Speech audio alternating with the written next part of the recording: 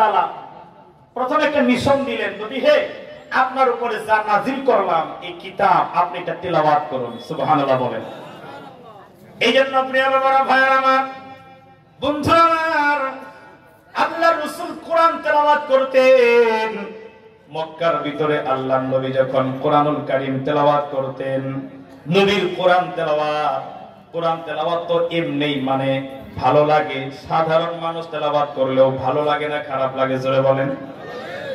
আর যদি এই তেলাওয়াতটা আমাদের নবীজির জবান মোবারক থেকে হয় তাহলে কত ভালো লাগার মতো।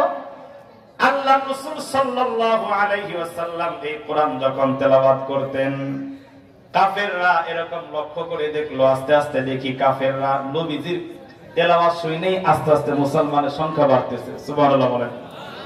মুসলমানের সংখ্যা বেড়ে যায়, বাড়তে বাড়তে এমন হয়ে গেল কোরআন তেলাওয়াতের প্রতি একটা আকর্ষণ হয়ে গেল।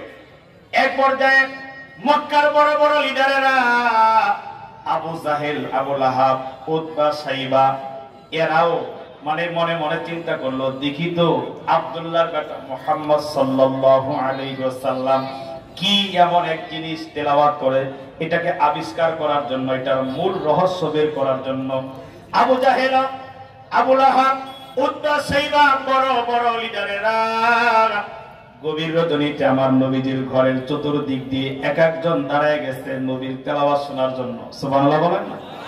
আর আমার আপনার মায়ার নবী গভীর রজনীতে আল্লাহর কোরআন তেলাওয়াত শুরু করেছে।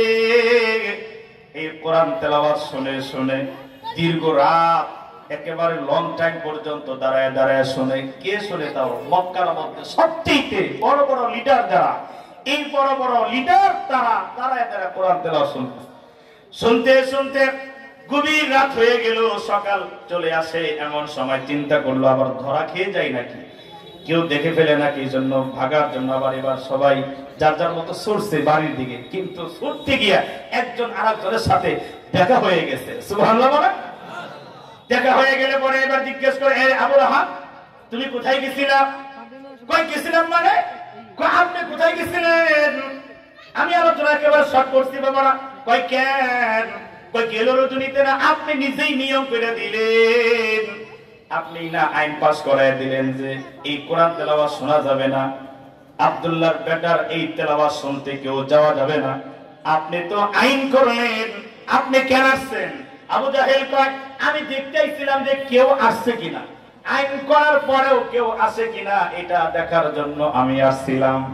আবু জাহেল এই কথা বললে উতবা, সাইবা সবাই একই কথা কয় যে আমিও তো মনে করছিলাম যে দেখি আপনি একটা আইন করছেন নেতাজি, এরপরও আইনটাকে অমান্য করে কিনা।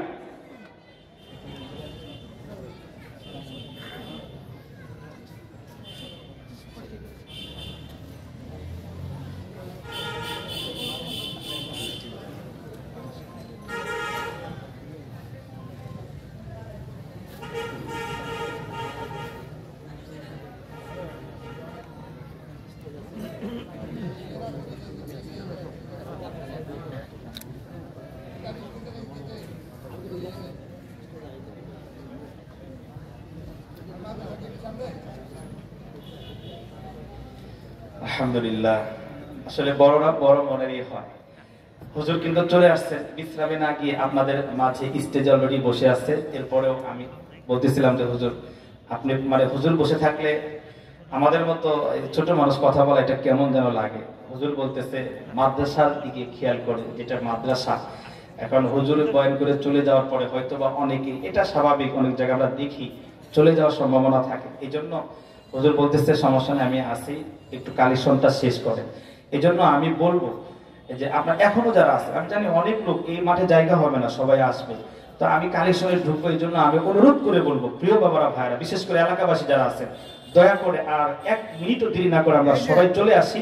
আপনারা সবাই বসে গেলে আমি একটু কয়েক মিনিটের জন্য কালেকশন করেই এরপরে আমাদের মেহমান আলোচনা করবেন। প্রিয় বাবারা, ভাইরা, আমরা দেরি না করি। হুজুরের অনুমতি ক্রমে আমি চাইছিলাম হুজুরকে এখনই দিয়ে দিই। হুজুর বললো সমস্যা নেই, কথা বলেন। আমরা যারা এখনো রাস্তার ধারে আসছি, বাহিরে আসছি, চলে আসি। প্রিয় বাবারা, ভাইরা, বলতেছিলাম যে বড় বড় লিডার তিনারাই এরকম করে লুকায়া লুকায়া এই কোরআন তেলাওয়াত শুনতো। কোরআনের একটা আকর্ষণ আছে না নাই? এই আমার দিকে কথা বলেন, আছে না নাই? কোরআনের একটা মহব্বত, কি আসিফ এক মহব্বত। আবু জাহেল কয় ঠিক আছে বুঝছি, আমাদেরকে কোরআন তেলাওয়াত শোনার পাগলামিতে ধরছে। সুবহানাল্লাহ বলেন। এইভাবে যদি আমাদের পাগলামিতে ধরে তাহলে তো আমরাও উমরের মতো, আবু বকর সিদ্দিক রাদিয়াল্লাহু তাআলা আনহুর মতো, তাদের মতো আমরা তো কালিমা পড়ে মুসলমান হয়ে যাব। এই কোরআনের পাগলামিতে থাকা যাবে না। কি করা যাবে? আইন করা হোক, কড়া করে আইন করা হোক যে কোরআন কেউ শুনবে না। এই কোরআন তো শুনবেই না, কোরআন যেখানে আলোচনা হয়, তেলাওয়াত হয়, ওখানে তোমরা হট্ট গন্ডগোল করবা, বাধা দিবা আর কি। নাউজুবিল্লাহ বলেন। আবু জাহেল সেই ১৫০০ বছর আগে এই কোরআন নিয়ে যে চক্রান্ত করেছে, যেরকম বিরুদ্ধাচরণ করেছে, যেরকম বাধা দিয়েছে, আমার আল্লাহ তাআলা ওই বিষয়টাকে কোরআনের